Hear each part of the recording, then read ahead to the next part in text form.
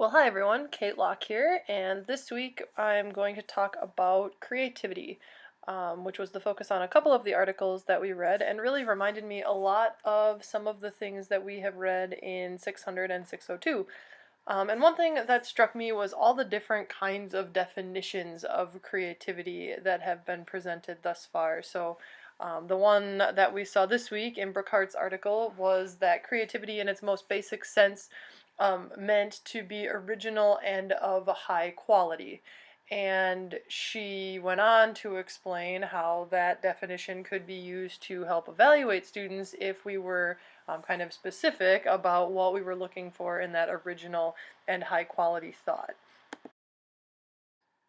A second definition of creativity that's come up in our reading in some previous coursework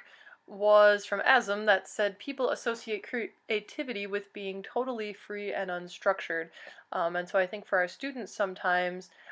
being totally free and unstructured or thinking about using creativity to be totally free and unstructured is kind of going to be opposed to that idea maybe of high quality. I know I have some of my students that think they can kind of produce whatever they want and call it creative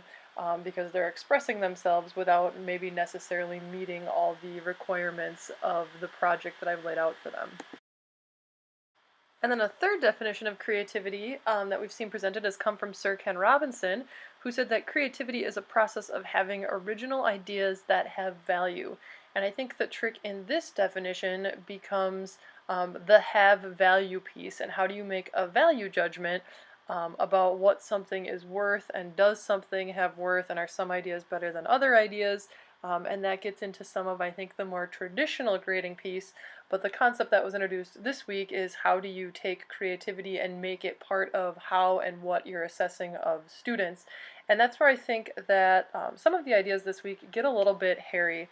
in figuring out not only how to assess creativity, but also how to get students to value creativity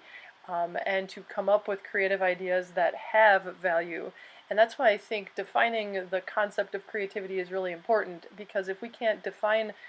for ourselves as teachers what creativity is, how are we supposed to explain to students how they are supposed to think creatively and use creativity in their projects and in their thought process? And for me, part of the issue, or what's at issue in defining creativity, is that you introduce all these other concepts into the definition and into the equation that students also have to understand if they're going to think creatively and if we're going to assess them on creativity using some of these things that were presented. So they have to understand what value is and what's valuable. They have to understand how to produce work that is high quality. They have to understand what it means to be original and how to stay original even when they're incorporating ideas that may have come from other source material. And so there's a lot of other thinking skills and a lot of other concepts built into some of the definitions of creativity that we've explored thus far. And some of these things I think provide some challenges or at least additional considerations for teachers as we think about how we can present this to students. And so one thing I found this week as I looked a little more deeply into how we should define creativity so that we can better present it to our students is this idea of a three-way Venn diagram in which creativity was less of a concept that we just defined as a singular thing, but more was a combination of various things coming together. So we could teach creative thinking skills, like many of the articles that we've read both in 610 and 600 and 602. We can teach those ideas, we can present them and encourage students to develop this creative mindset, but creativity really isn't going to happen until we can take those creative thinking skills and combine them both with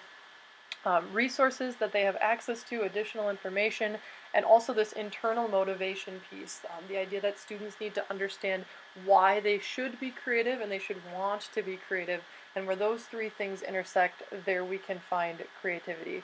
So, in talking to my critical partner, Samantha, this week, we kind of talked about giving creative feedback and how we can kind of piggyback onto what we talked about in weeks 3 and 4 with giving constructive feedback that wasn't just good job. How can we kind of parent that idea with the creative feedback that we should be giving also, so that we are kind of developing and helping to nurture along the kinds of predispositions and mindsets and creative attitude that we want to see in our students.